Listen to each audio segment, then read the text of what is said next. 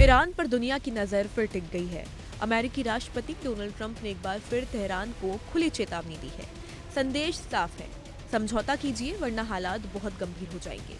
White house में Israel के प्रधानमंत्री बेंजामिन नेतन्याहू के साथ बैठक के बाद ट्रंप ने कहा, अगर ईरान ने बातचीत से इनकार किया तो परिणाम बहुत दर्दनाक होंगे। तो क्या पश्चिम एशिया एक और टकराव की ओर बढ़ रहा है? क्या आखिरी वक्त पर कूटनीति काम करेगी? आइए समझते हैं पूरा मामला। डोनाल्ड ट्रंप ने सीधे तौर पर ईरान के सर्वोच्च नेता अयातुल्ला अली खमेनेई को संदेश दिया।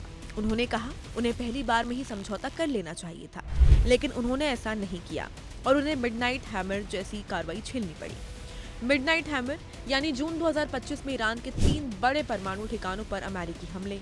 ट्रंप ने साफ कहा, अगर ईरान अब भी नहीं मानता तो कहानी कुछ और होगी। नहीं, हमें समझौता करना होगा वरना ये बहुत दर्दनाक होगा, बहुत दर्दनाक। मैं ऐसा नहीं चाहता पर हमें समझौता करना होगा। वहाँ ऐसा यार, उन्हें पहली बार में ही समझौता कर लेना चाहिए था और उन्हें बदले में मिडनाइट हैमर मिला और यह ईरान के लिए बहुत दर्दनाक होगा अगर वे समझौता नहीं करते हैं।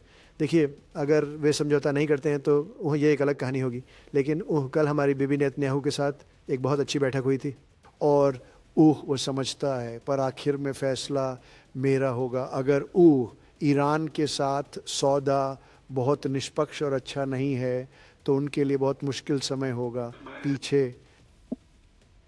शायद अगले महीने तक ऐसा कुछ, इसमें ज़्यादा समय नहीं लगना चाहिए। मेरा मतलब है उन्हें बहुत जल्दी मान जाना चाहिए। वॉशिंगटन में हुई इस बैठक को ट्रंप ने बहुत अच्छी बताया। इजराइल प्रधानमंत्री बेंजामिन नेतन्याहू ने भी कहा कि ट्रंप का मानना है कि ईरान को एक अच्छा समझौता स्वीकार करने के लिए मजबूर किया जा सकता है, लेकिन नेतन्याहू ने अपनी शंका भी साफ कर दी। उन्होंने कहा सिर्फ परमाणु कार्यक्रम नहीं बल्कि ईरान की बैलिस्टिक मिसाइलों और उसके क्षेत्रीय सहयोगी भी किसी भी समझौते का हिस्सा होने चाहिए। यानी इजराइल सिर्फ आधा समझौता नहीं चाहता। मामला सिर्फ परमाणु हथियारों का नहीं। अमेरिका और इजराइल का आरोप है कि ईरान गुप्त रूप से परमाणु क्षमता बढ़ा रहा है, साथ ही वह पश्चिम एशिया में अपने सहयोगी गुटों के जरिए प्रभाव बढ़ा रहा है। ईरान इन आरोपों से इनकार करता है। वो कहता है उसका परमाणु कार्यक्रम शांतिपूर्ण है, लेकिन अविश्वास इतना गहरा है कि हर बयान अब चेतावनी जैसा लगता है। ट्रंप ने कहा, अंतिम फैसला मेरा होगा। ये बयान बहुत महत्वपूर्ण है और इसका मतलब अगर बातचीत विफल होती है तो सैन्य विकल्प टेबल से बाहर नहीं है। हालांकि ट्रंप ने ये भी कहा, मैं ऐसा नहीं चाहता, यानी दरवाजा पूरी तरह बंद नहीं हुआ है, लेकिन समय सीमित दिख रहा है।